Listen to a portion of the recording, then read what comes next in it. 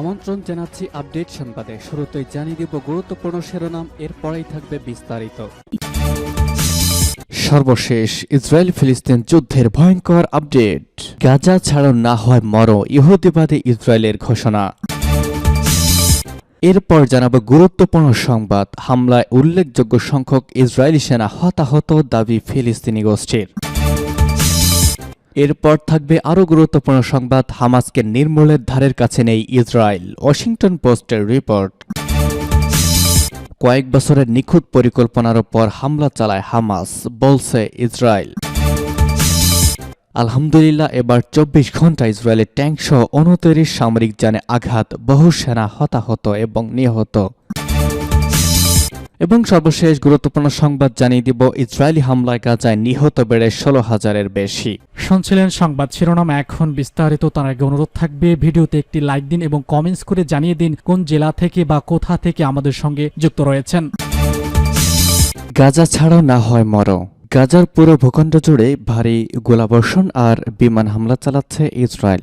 নিজের জীবন রক্ষায় এখন ফিলিস্তিনিদের সামনে পথ মাত্র দুটি, হয় ইসরায়েলের নির্দেশনা অনুযায়ী গাজার কোন অঞ্চল ছাড়ো না হয় মারো, আর নির্দেশনা না মানলে মৃত্যু নিশ্চিত। আক্রমণের আগে ইসরায়েলের তৈরি একটি ম্যাপ মেনে বসবাসরতদের সরে যেতে বলা হচ্ছে। গতকাল সন্ধ্যা থেকে অনবরত দক্ষিণ গাজার খান ইউনিসে চলছে ইসরায়েলি হামলা।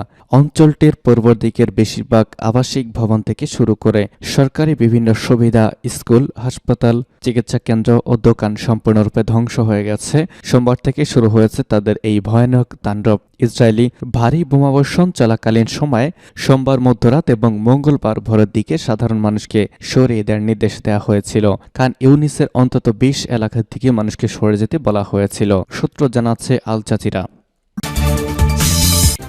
হামলায় উল্লেখযোগ্য সংখ্যক ইসরায়েলি সেনা হতাহত, দাবি ফিলিস্তিনি গোষ্ঠীর। 7 দিনের অস্থায়ী যুদ্ধবিরতি শেষ হওয়ার পর ফিলিস্তিনের দক্ষিণাঞ্চলে ব্যাপক হামলা চালানো শুরু করেছে ইসরায়েলি বাহিনী। বিমান হামলার পাশাপাশি ট্যাঙ্ক নিয়ে দক্ষিণাঞ্চলের প্রধান শহর খান ইউনিসে ঢুকে পড়েছে তারা। তবে খান ইউনিসের দিকে আসা ইসরায়েলি সেনাদের ওপর বড় হামলা দাবি করেছে ফিলিস্তিনের দ্বিতীয় বৃহৎ সশস্ত্র গোষ্ঠী ইসলামিক জিহাদ। গোষ্ঠীটির সামরিক শাখা আল কুদস ব্রিগেডসের মুখপাত্র আবু হামজা বুধবার তথা আজ 6 ডিসেম্বর দাবি করেছেন তাদের যোদ্ধারা ইসরায়েলি শত্রুদের বেশ কয়েকটি সামরিক যান ধ্বংস করেছে।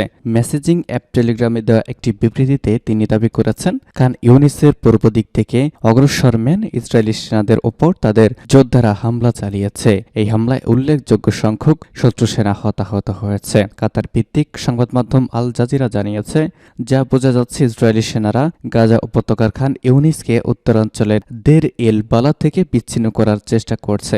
গত রবিবার স্যাটেলাইট থেকে ছবি তোলাতে দেখা গিয়েছে, দুই শহরের মাঝ বরাবর যে সড়ক রয়েছে সেখানে প্রায় 150টি ইসরায়েলি ট্যাঙ্ক, সাঁজোয়া যান এবং অন্যান্য বাহন অবস্থান নিয়েছে। গত 7 অক্টোবর হামাস ও ইসরায়েলের মধ্যে যুদ্ধ শুরু হয়। যুদ্ধের প্রথম ধাপে ইসরায়েলি সেনারা গাজার উত্তরাঞ্চলে ব্যাপক ধ্বংসযজ্ঞ চালায়। এরপর হামাসের সঙ্গে তাদের 7 দিনের যুদ্ধবিরতি চলে। এই বিরতি শেষে গাজার দক্ষিণাঞ্চলে হামলা শুরু করে তারা। ইসরায়েল দাবি করেছে হামাসের বেশিরভাগ যোদ্ধা এবং কমান্ডার খান ইউনিসে অবস্থান করছেন, সূত্র আল জাজিরা। হামাসকে নির্মূলের ধারের কাছে নেই ইসরায়েল, ওয়াশিংটন পোস্টের রিপোর্ট। ইসরায়েলে বিভিন্ন অবৈধ বসতি লক্ষ্য করে গত 7 অক্টোবর হামলা চালিয়েছে ফিলিস্তিনি সশস্ত্র গোষ্ঠী হামাস। ওই হামলার পর হামাসের বিরুদ্ধে যুদ্ধ ঘোষণা করে ইহুদিবাদী ইসরায়েল। ওই সময় তারা ঘোষণা দেয়, গাজা উপত্যকা থেকে হামাসকে নির্মূল করা হবে, হামাসের নাম পৃথিবীর বুক থেকে নিশ্চিহ্ন করে দেওয়া হবে। তবে যুক্তরাষ্ট্রের প্রভাবশালী সংবাদ মাধ্যম ওয়াশিংটন পোস্ট মঙ্গলবার একটি বিবৃতিতে বা প্রতিবেদনে জানিয়েছে, 66 দিনের যুদ্ধের পরেও হামাসকে নির্মূলের ধারের কাছেও যেতে পারেনি ইসরায়েলি সেনারা। সংবাদ মাধ্যমটি বলেছে, হামাসের সামরিক শাখা আল কাসেম ব্রিগেডসের 30,000 যোদ্ধা রয়েছে। এর মধ্যে এখনো পর্যন্ত যুদ্ধে 5,000 যোদ্ধা নিহত হয়েছেন। পরিচয় গোপন রাখা ইসরায়েলি নিরাপত্তা বাহিনীর সদস্যদের বরাতে ওয়াশিংটন পোস্ট আরও জানিয়েছে, হামাস এখনও গাজার উত্তরাঞ্চলে সক্রিয় রয়েছে। হামাসকে সরিয়ে দিতে গাজার উত্তরাঞ্চলে ব্যাপক ধ্বংসযজ্ঞ চালিয়েছে দখলদার ইসরায়েলি বাহিনী। এখন ছোট্ট এই উপত্যকার দক্ষিণ দিকে আগ্রাসন চালাচ্ছে তারা। যদিও গাজার বেশিরভাগ অঞ্চলকে বিমান হামলা চালিয়ে ধসিয়ে দেওয়া হয়েছে, কিন্তু ইসরায়েলি স্থলসেনারা এখনও হামাসের শক্তিশালী কয়েকটি ঘাঁটিতে প্রবেশ করতেই পারেনি। প্রতিবেদনে বলেছে ওয়াশিংটন পোস্ট। হামাসকে নির্মূল করতে না পারলেও গাজার সাধারণ মানুষের ওপর ব্যাপক ধ্বংসযজ্ঞ চালিয়েছে এই অমানবিক রাষ্ট্র ইসরায়েল। যুদ্ধ শুরুর পর এখনো পর্যন্ত গাজায় 16,000-এর বেশি মানুষের মৃত্যু হয়েছে, যার মধ্যে রয়েছে 10,000 এবং 2,000 নারী শিশু উভয়। যারা নিহত হয়েছেন তাদের 70% হলেন নারী এবং শিশু, এই সূত্র জানাচ্ছে ওয়াশিংটন পোস্ট। কয়েক বছরের নিখুঁত পরিকল্পনার পর হামলা চালায় হামাস, জানালো ইসরায়েল। বছরের পর বছরের দীর্ঘ পরিকল্পনা আর বিশদ ও নিখুঁত প্রস্তুতির পর গত 7 অক্টোবর ইসরায়েলের হামলা চালায় ফিলিস্তিনের অবরুদ্ধ গাজা উপত্যকার ক্ষমতাসীন গোষ্ঠী হামাস। গাজার এই সশস্ত্র গোষ্ঠীর যোদ্ধাদের কাছ থেকে উদ্ধার করা হয় ডিজিটাল ডিভাইস এবং নথি, যা বিশ্লেষণে এমন তথ্য পাওয়া গেছে বলে জানিয়েছেন ইসরায়েলি গোয়েন্দা কর্মকর্তারা। মঙ্গলবার সাংবাদিকদের সঙ্গে আলাপকালে ইসরায়েলি একটি গোয়েন্দা সংস্থার একজন কর্মকর্তা বলেছেন, মৃত কিংবা আটককৃত ফিলিস্তিনি বন্দুকধারীদের কাছে পাওয়া বিভিন্ন ধরনের সরঞ্জামে এমন একটি হামলার বিশদ পরিকল্পনা দেখা যায়, যার লক্ষ্য ছিল মানুষের মনোবল ভেঙে ফেলার মতো একটি আকস্মিক ধাক্কা দেওয়া। নাম প্রকাশ না করা শর্তে অপর এক গোয়েন্দা কর্মকর্তা বলেন, mobile phone, computer, tablet, GPS device, GoPro camera, মানচিত্র এবং নোটবুক থেকে পাওয়া তথ্য কিভাবে সামরিক ঘাঁটি এবং কিব্বুতের বাসিন্দাদের ওপর হামলা চালাতে হবে সে সম্পর্কে বছরের পর বছর ধরে পরিকল্পনা করার ইঙ্গিত পাওয়া গিয়েছে। গত 7 অক্টোবর হামাস এবং তার মিত্রদের গোষ্ঠীগুলোর সদস্যরা সীমান্ত পেরিয়ে ইসরায়েলের দক্ষিণাঞ্চলে অতর্কিত হামলা চালিয়েছে।